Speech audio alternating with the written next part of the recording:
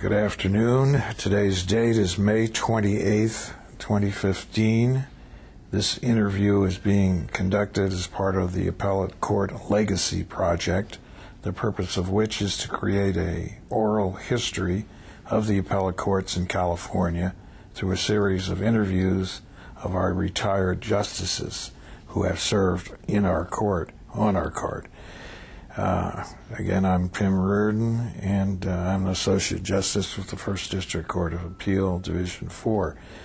We are honored, and I mean that truly, we are honored to have with us today Associate Justice, retired, Patricia Sepulveda, who served on the First District Court of Appeal, Division 4, from December 21, 1998 to March 2012. And we are honored to have you here, Pat, and welcome.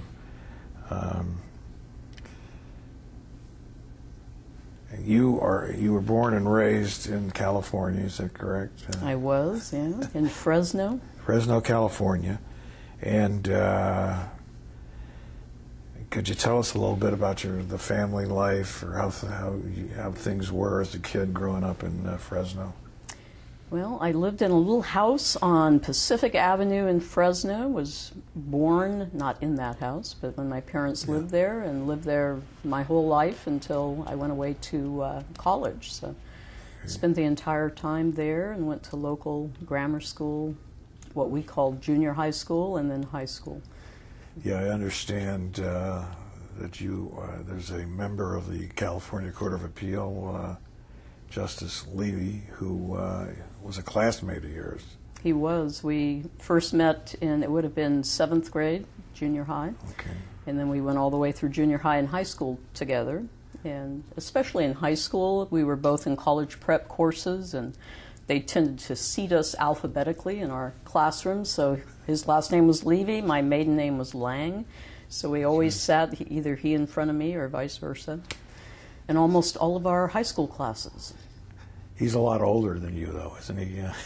I think we're about the same age. About the same age. He hasn't retired yet, though, I don't think. As far as I know. I don't believe so either. So you grew up with Bert, and what was your first thought of going to law school? It's all Bert's fault, actually. All right, let's blame Bert. I went away to college. I did, like, my first year was at USF, which I think we've talked about in the past. And then I transferred over to Cal Berkeley, got my degree in psychology, and was looking into doing a graduate degree, getting a master's in special education. Okay. And had checked that out a little bit. So one summer I was down visiting in Fresno and went to see Bert, and he was studying for his LSATs. So I talked to him about that. I had no idea what that was. Had no inkling about going to law school, but I had checked out getting a master's in special ed at San Francisco State. Took 4 years. And Bert said, well, you could get a JD in 3 years. So, 3 years? A JD? 4 years. So I went ahead and took the LSATs and went to law school. Right. And you went to right down the street, Hastings. To your alma mater, Hastings, yes. Right. I think a few years after maybe you did, yeah. I was going to say, I don't recall you from being there. I don't think we were in the same class. Time. Was there anything in your life in Fresno that made you decide on going to law school? Absolutely nothing. Okay. Yeah, I think we had one family friend who was an attorney, but it was really finding Bert Levy studying for the LSATs that well, we can inspired me. You can thank Bert Levy. Thank Bert Levy for this. And Bert and I lost track of each other a little bit after that. I mean, we didn't really remain in contact until after I'd been appointed to the bench, and I think he ran for court down in Fresno, and I went in to take a class from Seeger. Shortly after taking the bench, it was some sort of criminal class, and thought I recognized the person sitting in front of me. It looked like that same back of the head I'd looked at for 3 years in high school, and it was Bert. He was sitting there taking the same class. Amazing. Did you enjoy Hastings generally? No, I hated law school, actually. I didn't like the way they taught. I didn't like the Socratic method, and it took a while to catch on with that. I remember finally getting to the point of studying for the bar exam, getting the outlines, and having that definite thought of why didn't they just teach law school this way? It would have been so much easier. Was it Wick's outlines by any chance? They maybe were this out was of business Barbary. by the time. This was Barbary. Okay. Yeah. I think they're still around. Still around, right? So you graduated, obviously, from Hastings. Took the bar exam, passed that exam. Passed it the first time, actually. Good. That's good. And how about now? I know your first job as an attorney, was that with the Contra Costa DA's office? It was. I worked there doing like work study as a law clerk during law school, and then Mike Phelan, one of our former justices, was the chief assistant in that DA's office, actually, and he hired me on after I passed the bar exam. So that was your first real job as an attorney. Okay. And my only job as an attorney. Okay. I know you enjoyed the DA's office very much. What sort of assignments did you have? There was a variety of... Started out, I think, like most people do, doing misdemeanors, and worked up to doing preliminary hearings on felonies, and then they asked me to set up and run the first sexual assault unit, child abuse unit that we had in Contra Costa. And actually ran that a couple of different occasions, but also did felony trial team and homicide trial team, and supervised misdemeanor teams, and a little bit of everything. Okay. Did at some point you decided, having done those things with the DA's office, at some point you decided to consider taking a job or going with the judiciary? Yeah, I really enjoyed doing research and writing, being a law clerk and that part of being a DA, and had this misconception that that might be a large part of what you did as a judge, which it is when you get to the appellate court, but it was not in the trial court. And so actually our chief assistant came in one day and encouraged me to apply. Duke Magian was the governor. Right. He was not reluctant to appoint deputy district attorneys to the bench, and there was an opening on the Superior Court, and the one woman who had her name in, although she was a DA, just for whatever reason was not getting the appointment. So our chief assistant said, if you ever wanted to be a judge, this is probably the time to put your name in. And so I did so and got appointed. Excellent, excellent. In terms of the writing and the research, that's so much a requirement here at the Court of Appeal. I can attest firsthand, because we served together here in Division 4, that you're very good at that. No question about it. But did you kind of miss the trial work once you ended up here? What I missed was the people contact, I think. I really, there were parts of things like jury selection that are very tedious, but I really enjoyed having the contact with the people and with the attorneys a lot more that would come in and appear, doing something like, I did criminal calendar assignments a couple of times on the trial court. Okay. And it's very busy, as you know, in those assignments. You have a lot of people coming and going, and so I missed that a bit. Didn't miss the stress. It's, as you know, a lot less stressful in the Court of Appeal. But Well, you don't look like you've been stressed out too long. So, did you have some friends that were part of the members of the Court of Appeal at that time from Contra Costa County? I know Mark Simons. I was trying to think of who was over here. I don't think Mark was here yet. Okay. Mike Phelan actually retired, opening the position that I took. Gary Strankman was over here. He was another justice that was a former chief deputy over in Contra Costa, so he was here. Swagger was here, Doug Swagger. Trying to think of any. Jim Marciano was here. Nace Ruvalo actually got here before I did, so he was here. Okay. I think those were the primary people that were here at that point. And since then, Mark Simons came. Maria Rivera. Maria did. Who else is Contra Costa?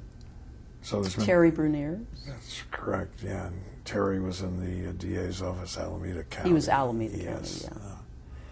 So there's quite a bit of representation. I think we finally overtook San Francisco Superior Court in the number of people from our county that were here at one time, or at least close, I think. Yeah. And while you're here, we were colleagues, of course, in Division 4, but you worked obviously on a variety of cases, both civil, criminal, family law, probate.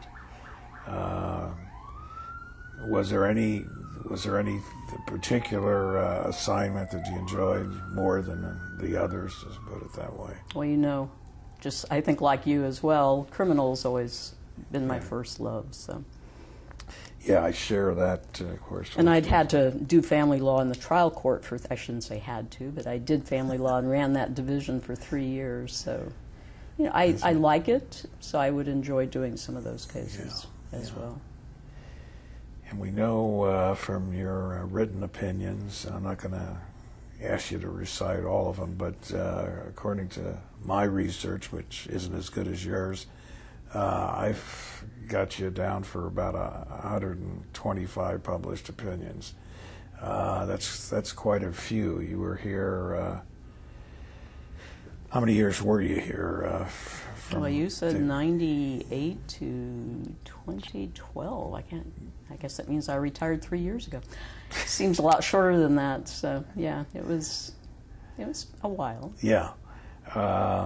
There's one just collateral matter that I just want to put on the record at this time. You and I, as I recall, had an agreement that that you would not retire until I did. Uh-oh. And of course, I'm still working here. The problem is that you will never retire. No, we had that agreement because the division as it existed when I came on board, as you recall, Mike Hanlon was our presiding judge, Mark Pochet, yourself and I were the Fantastic Four of Division 4. And I think we had a really great time. And coming up on the end of probably my first year on the bench over here, Hanlon and Pochet announced within months of each other that they were both retiring, leaving two vacancies. And I think that was when you and I reached an agreement that we'd leave at the same time. We would not abandon each other. That's true. But it then became apparent you were not retiring. Well, yeah, I think I got here in, let's see, 1990, would that be all right? Yeah. Sounds about right. Yeah, and so I'm still here. I haven't counted how many years it is, but still enjoying it. That one's a little easier to do. That would be 25. 25? Yeah. Okay, good. See the nice math. round number for you.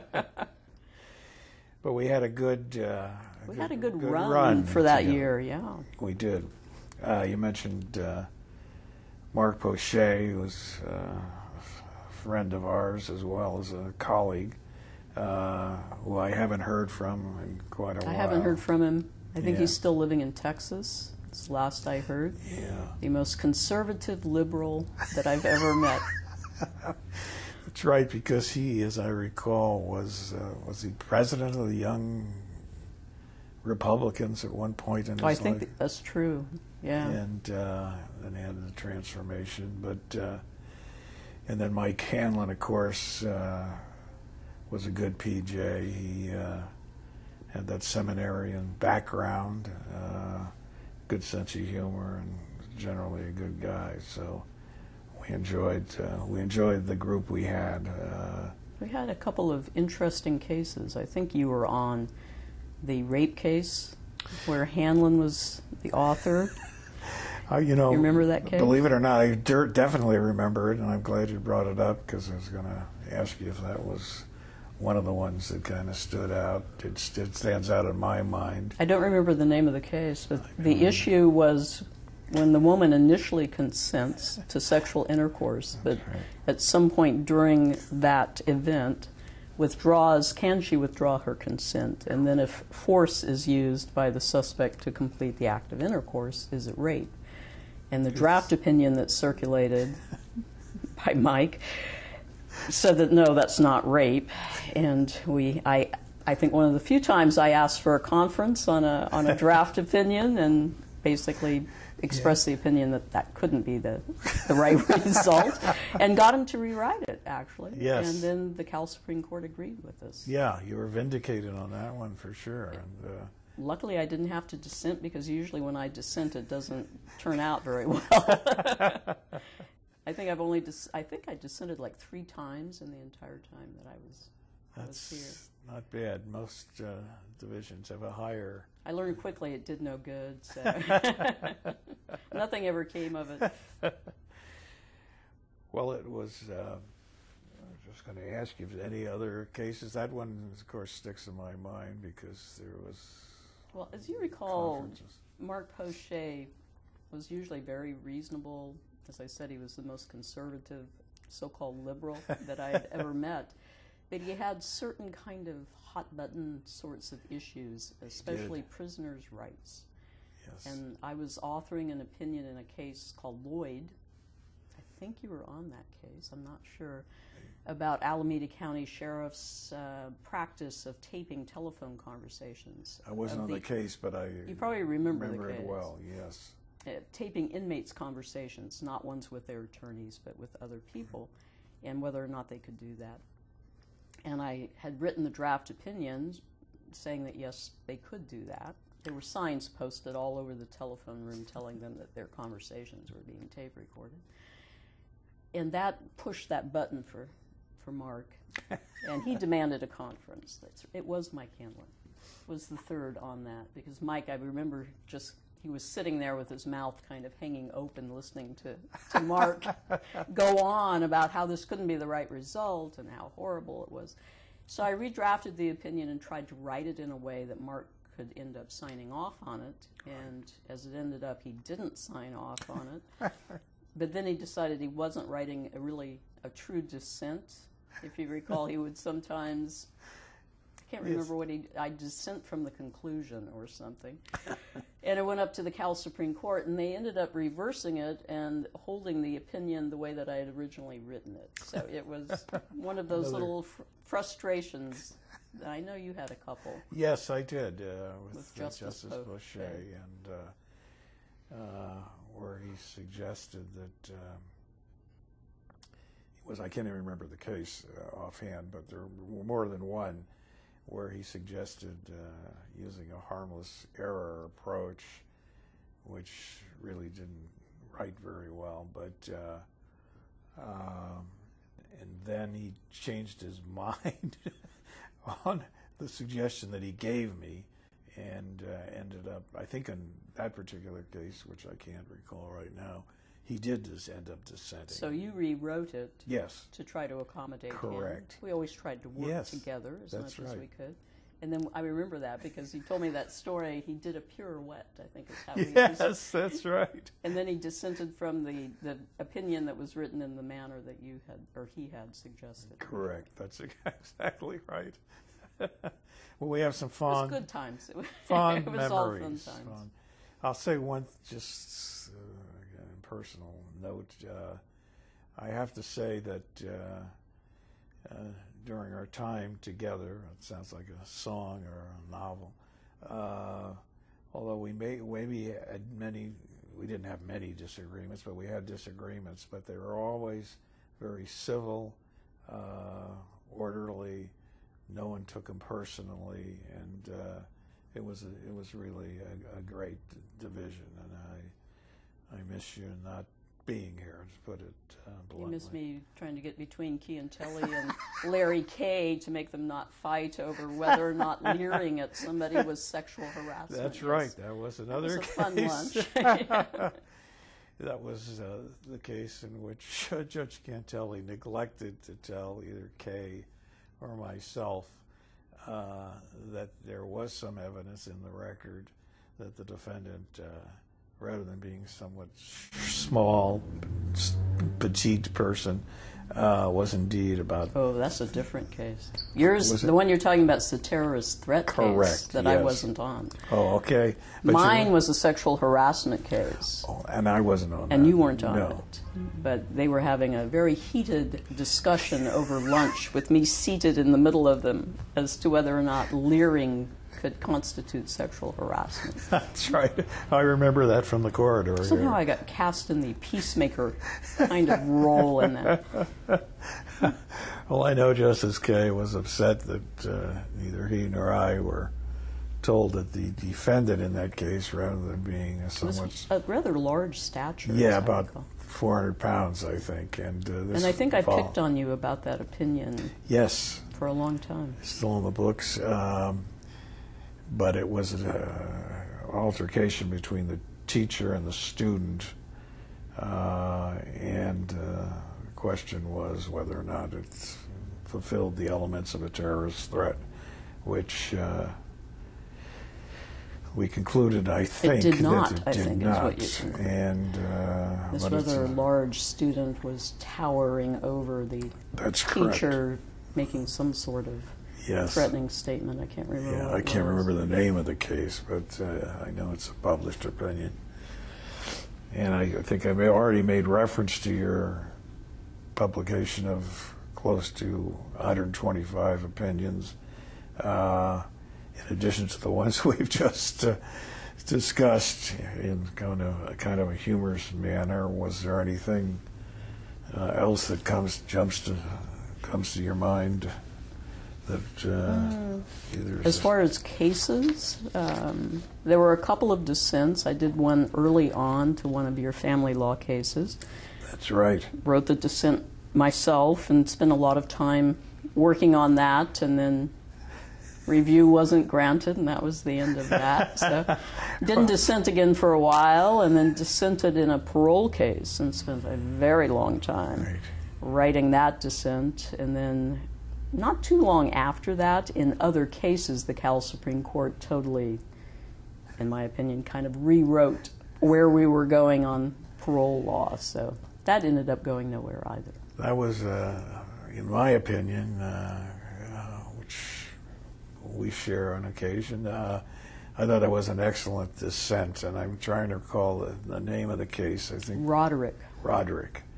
And of course, that's still an issue that keeps coming up in terms of the governor's authority and power, and the board's power, and the authority of the trial judge to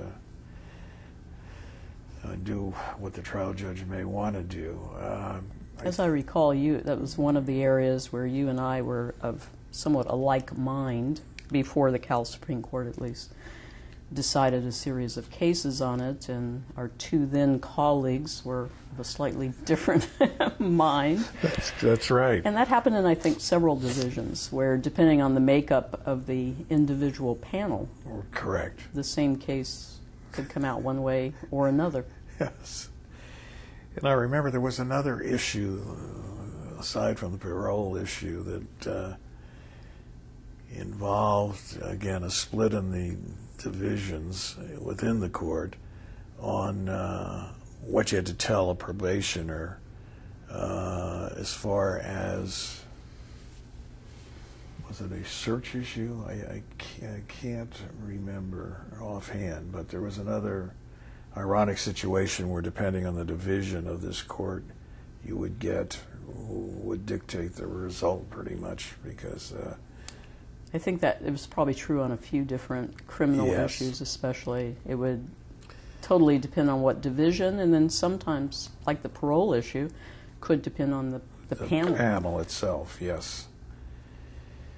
Well, this is, notwithstanding the occasional disagreements we had on cases, I felt that we had an excellent relationship, and I mean all members of the division, and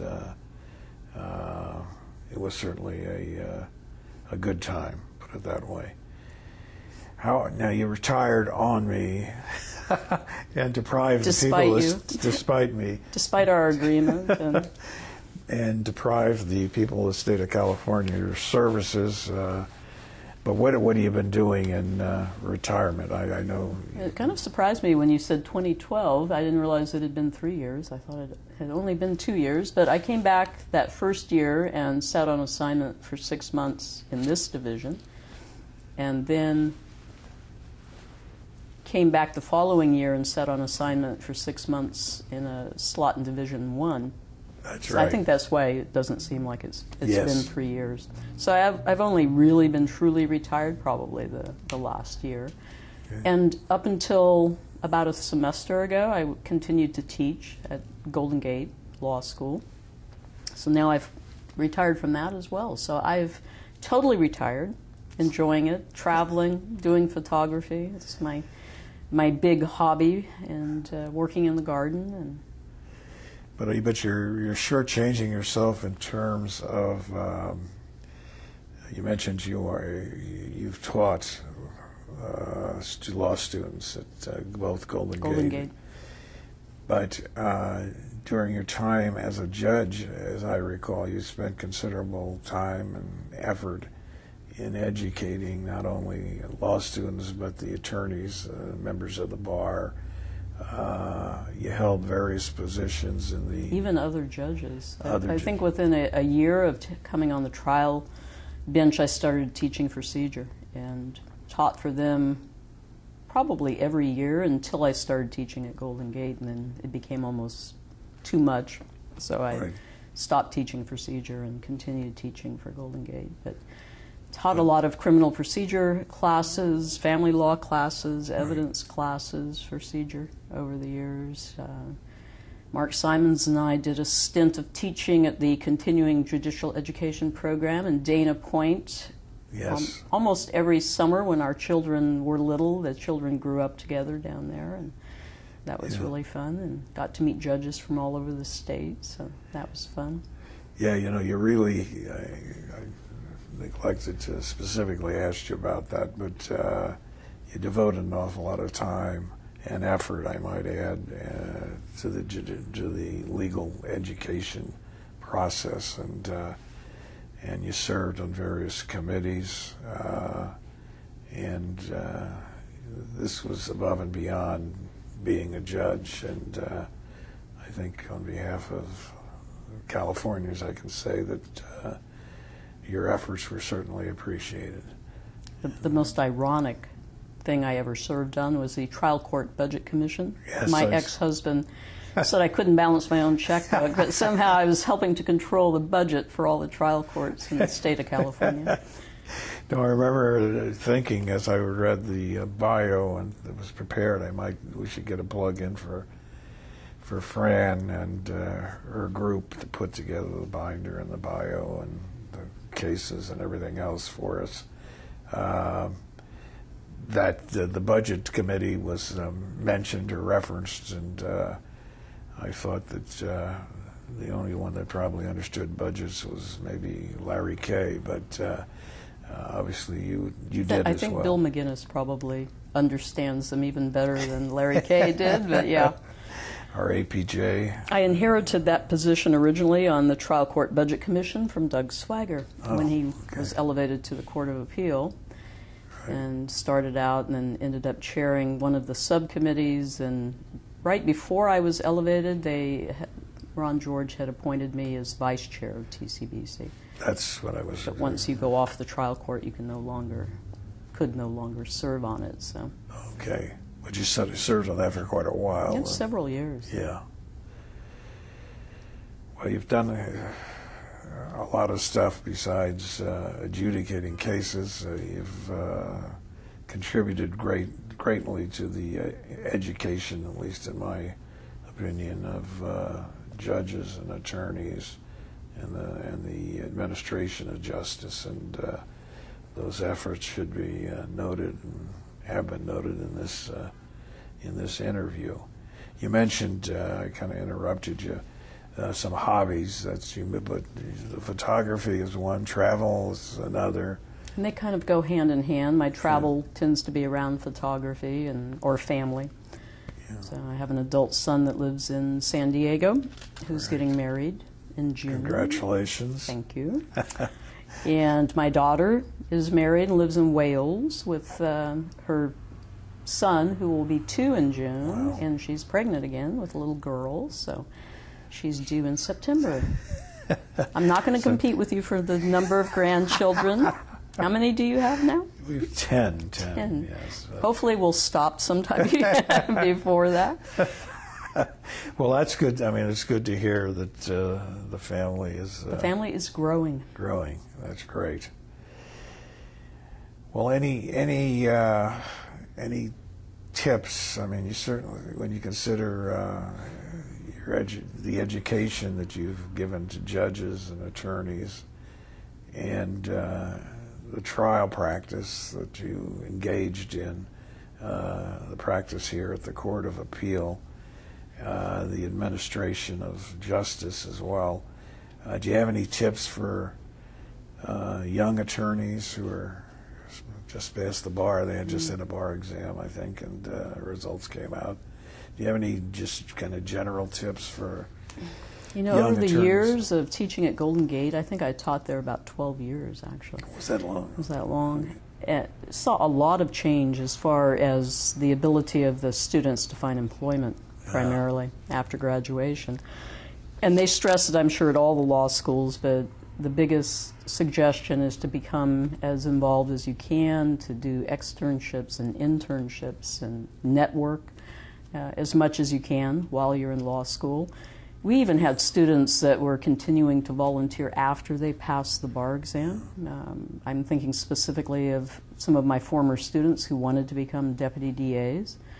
And Right. that used to be kind of the fallback kind of job, was to go to work for the government, but hasn't really become that anymore. It's hard to get those jobs. Yeah. No, it's And so they've volunteered even after passing the bar with DA's offices so that they can hopefully become employed. Yeah, I know, and you've done it, and I've done it, and many justices on the Court of Appeal have done it. We have a good extern program where we encourage law students to join the court and are supervised by the justice or the research attorneys, and that's an invaluable experience as well. I know you've had many externs serve you. So I would simply... Some you liked and some you didn't like, as I recall. Well, it's a learning process. It is a learning process. So your suggestion would be, as far as, let me just mention that when I attended Hastings, which was long Long before I did. long before you did, there were really no clinical programs at all. It was just the Socratic method of teaching. I'm not complaining about that, but And I think we had one clinical program, and it was in criminal procedure, of all things. Yeah. But yeah, now it's the big thing. It is, and these law students are very anxious to get on with the court somewhere, whether it's trial court or the appellate court or the federal court. And so it's something that's really a hot ticket item right now to try to get in as an extern, either in terms of getting future employment with that agency, or simply being exposed to the practical practice of the law. And I'm sure you find this is true. You've been doing it more years than I did, but from all those externs that you've had, I'm still writing letters of recommendation and getting emails asking if I can be listed as a reference for someone that externed for me, 5 years ago, 6 years ago. Yeah, fortunately, we tend to keep pretty good records on the externs. But you're right; it goes back many years in some cases, and you forget the name or how the person looked. We have going now to photographs so that we can put the photo together with the Just remember, paper. when you retire, you no longer will have any of that, so you're going to have to remember all of that yourself. That's right. I'm fearful about it. Well, Pat, it's been a pleasure for me to have served with you for so many years on the Court of Appeal, and without repeating myself again, you've brought an awful lot of experience, wit, research, writing skills to our court here, in particular Division 4. And I think I not only speak for myself, but all members of Division 4, past and present, and I just thank you again for your friendship and for your professional abilities. I appreciate that too. Okay. I learned from our colleague Mark Simons this morning. He was chatting with Jim Richmond on BART this morning. Okay. What my true element was at the Court of Appeal. Apparently it was setting up lunch. I was in charge of setting up lunches among the justices, and apparently nobody has stepped in since I left. No, they haven't, and you are missed certainly for that task and function. It's a sad state of affairs when what you're known for was setting up lunch. Yes. Well, no, I think you are known for that, but much, much more. And it's very important coming from the czar of congeniality that you are. Well, yes, I'm nearing the end of my term, I think, as well in that capacity. But it's been a joy and a pleasure, and I appreciate your participating in this program. As I say, you bring a lot to contribute in terms of education, experience, and on behalf of all who will eventually see the video here, we appreciate everything you've done for the court and for the administration of justice. So we'll conclude at this time unless there's something additional. Thank you, Tim. I was just going to say, if you ever do retire, I'll come back and interview you. I look forward to that. That may be the only way we get you to retire.